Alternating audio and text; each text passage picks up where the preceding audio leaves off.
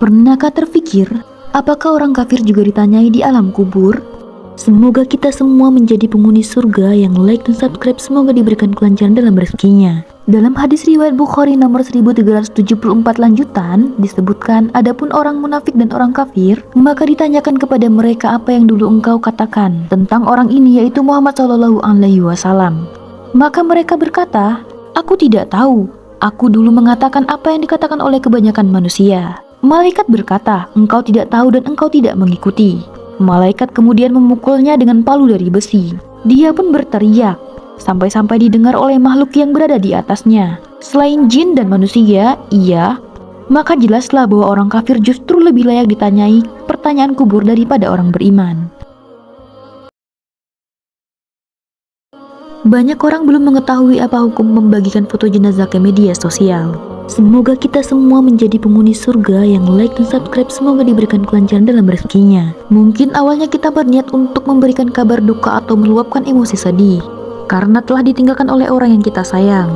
Bahkan banyak dari kita pun yang masih ada mengunggah foto jenazah ke media sosial.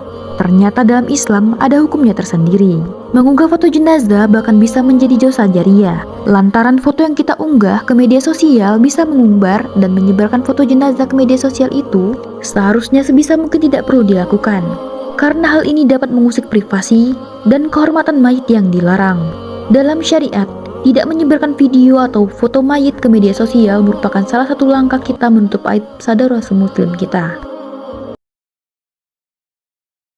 Ketahuilah, pada hari kiamat nanti ada 3 golongan manusia yang justru tidak sama sekali dipedulikan oleh Allah Subhanahu wa Ta'ala. Siapa sajakah 3 golongan manusia yang tak dipedulikan oleh Allah pada hari kiamat itu? Semoga kita semua menjadi penghuni surga yang like dan subscribe, semoga diberikan kelancaran dalam rezekinya. Pertama, orang yang memanjangkan pakaiannya sampai terseret-seret ke tanah. Oleh karenanya, Islam mengajarkan agar dalam berpakaian janganlah sampai berlebihan. Jangan sampai mengenakan pakaian terlalu panjang, bahkan mengenakannya hingga menjuntai dan terseret-seret ke tanah. Sebab orang yang berlaku demikian sejatinya menunjukkan kesombongannya. Kedua, orang yang mengungkit-ungkit pemberian, maka hendaknya ketika beramal dilandasi niat yang ikhlas karena Allah Ta'ala. Ketiga, orang yang menjual dagangannya dengan sumpah palsu, maka celakalah orang-orang yang menipu pembelinya dengan bersumpah palsu terhadap barang yang dijualnya. Ketahuilah, ternyata ada 3 sifat jin yang hampir sama seperti manusia. Semoga kita semua menjadi penghuni surga yang like dan subscribe, semoga diberikan kelancaran dalam rezekinya. Sebagai makhluk ciptaan Allah, jin juga memiliki karakteristik yang hampir sama seperti manusia. Sifat yang pertama, jin bisa makan dan minum. Kedua, jin juga dapat melakukan hubungan lawan jenis hingga menghasilkan keturunan layaknya manusia. Ketiga, jin juga dapat binasa atau menghadapi kematian. Dalam beberapa ayat Al-Quran dan hadis disebutkan jika jin bisa mati atas kehendak Allah. Tak hanya itu, dalam riwayat lain juga disebutkan bahwa jin pernah menjelma menjadi ular dan membunuh manusia. Tak jarang pula jin merasuki manusia. Jin merasuki manusia karena hal-hal tertentu, diantaranya karena jin memiliki nafsu syahwat dan asmara terhadap manusia. Jin juga merasuki manusia yang dianggap mengganggunya, seperti mengencingi pohon di area hutan hingga membuang air panas ke dalam lubang.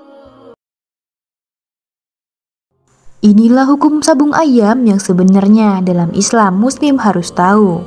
Semoga yang mengucapkan sholawat di kolom komentar kelak mendapatkan syafaat Rasulullah di akhirat. Sabung ayam bukanlah sebuah permainan yang asing lagi dalam masyarakat Indonesia. Meskipun pada saat ini zaman telah mengalami banyak kemajuan baik dalam teknologi maupun budaya, tapi sabung ayam masih eksis sampai saat ini. Dalam Islam tidak diperbolehkan atau diharamkan kegiatan mengadu hewan seperti sabung ayam, adu kerbau, dan lain sebagainya. Hal tersebut dapat menyakiti hewan dan dapat sampai membuat hewan tersebut mati. Dari beberapa pendapat dalam Islam, binatang diharamkan untuk dianiaya seperti disiksa, dipukuli, dan dibebani luar kemampuannya. Mengadu ayam termasuk menganiayanya. Tentu saja dilarang, apalagi di dalamnya terdapat unsur judi. Hal tersebut merupakan perkara yang batil dan dapat melalaikan ibadah kepada Allah. Pernahkah terpikir apakah orang yang sudah meninggal itu sadar bahwa dirinya sudah meninggal? Semoga kita semua menjadi penghuni surga yang like dan subscribe, semoga diberikan kelancaran dalam rezekinya. Jawabannya tidak. Sebenarnya orang yang sudah mati atau meninggal pada awalnya tidak sadar bahwa dirinya sudah mati. Dia merasakan dirinya sendiri bermimpi mati. Dia melihat dirinya ditangisi, dimandikan, dikafani, disolati hingga diturunkan ke dalam liang kubur. Dia merasakan dirinya sendiri bermimpi saat ditimbun tanah. Dia berteriak namun tidak ada satupun orang yang mendengarkan teriakannya. Beberapa waktu kemudian semua orang sudah kembali ke dalam rumah dan tinggallah dia sendirian di bawah tanah. Kemudian Allah kembalikan rohnya, dia membuka mata dan terbangun dari mimpi buruknya. Dia merasa bahagia dan bersyukur, rupanya dia hanya bermimpi buruk. Dan sekarang dia bangun dari tidurnya, lalu dia merasakan tubuhnya hanya ditutupi kain sambil bertanya dan terkejut. Di mana bajuku? Di mana celanaku? Kemudian dia mulai sadar bahwa dia masuk ke bawah tanah dan sebenarnya apa yang dialami bukanlah mimpi.